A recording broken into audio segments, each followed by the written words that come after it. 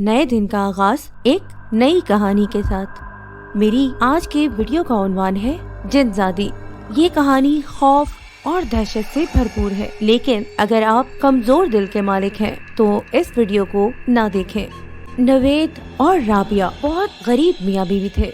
उनकी शादी को 10 साल हो गए थे, लेकिन कोई औलाद नहीं थी। वो हर वक्त अल्लाह से औलाद मांगा करते, लेकिन शायद खुदा को मंजूर नहीं था, या शायद उनकी दुआ एक अजीब शक्ल में कबूल होनी थी। हुआ ऐसे कि एक रात वो दोनों अपने घर में सो रहे थे, जब राबिया ने नींद में ही किसी बच्चे के रोने की आवाज सुनी। वो आंखें खोल के उठ के बैठ गई। काफी देर सोने की कोशिश की, लेकिन फिर उसे रोने की आवाज ना आई। वो दोबारा लेट गई। उसी वक्त फिर से उसके कानों में बच्चे के रोने की आवाज पड़ी। उसने मन ही मन सोचा, कौन हो सकता है ये बच्चा? हमारे आस पड़ोस में तो इतना छोटा बच्चा किसी का भी नहीं है। बच्चे के रोने की आवाज तेज से तेज तर होती गई। राबिया से रहा न गया तो नवेद को उठाने लगी। अजी, देखे तो बाहर कोई बच्चा बहुत ज्यादा रो रहा है। राबिया की बेचैनी देखकर नवेद भी उठ बैठा और आवाज सुनकर जल्दी से दरवाजे की तरफ बढ़ा। राबिया भी उसके साथ थी। दरवाजा खोल के देखा तो घर के सामने ही बरगद के दरख्त के नीचे सफेद कपड़े में लिपटी एक बच्ची पड़ी हुई थी। उन दोनों ने इर्द गिर्द देखा, लेकिन वहाँ कोई नहीं था। राबिया ने जाके जल्दी से बच्ची को उठाया और नवीद से कहा, इसे भूख लग रही है, इसीलिए इतना रो रही है। राबिया बच्ची को घर के अंदर ले गई और उसके लिए दूध का इंतजाम करने लगी। सुबह उन्होंने बच्ची को लिया और आसपास के तमाम घरों में मालूम कर लिया, लेकिन बच्ची उनमें से किसी की नहीं थी।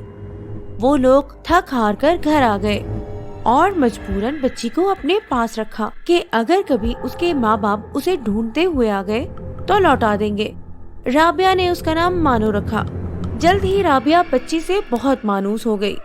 वो बच्ची का बहुत ज्यादा ख्याल रखती, उसके खाने पीने का, उसके कपड़ों का। बच्ची भी राबिया से अटैच हो गई। इन सारी चीजों में 1.5 साल बीत गया। एक दिन एक अजीब सी बात हुई। राबिया किचन में गई तो मानो उसकी गोद में थी। राबिया ने जैसे ही दूध चूल्हे पर रखा और जैसे ही चूल्हा ऑन किया, मानो चौंक के फटी फटी आंखों से आग को देखने लगी और फिर अचानक से तेज आवाज से रोने लगी और राबिया की गोद में ही बाहर की तरफ लपकने लगी।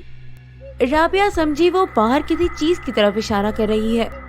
राबिया उसे बाहर लेकर आई तो वो फौरन से चुप हो गई। राबिया ने देखा कि बच्ची अब चुप है तो वो फिर से किचन के अंदर जाने लगी, लेकिन मानो फिर से रोने लगी। राबिया को कुछ समझ नहीं आया।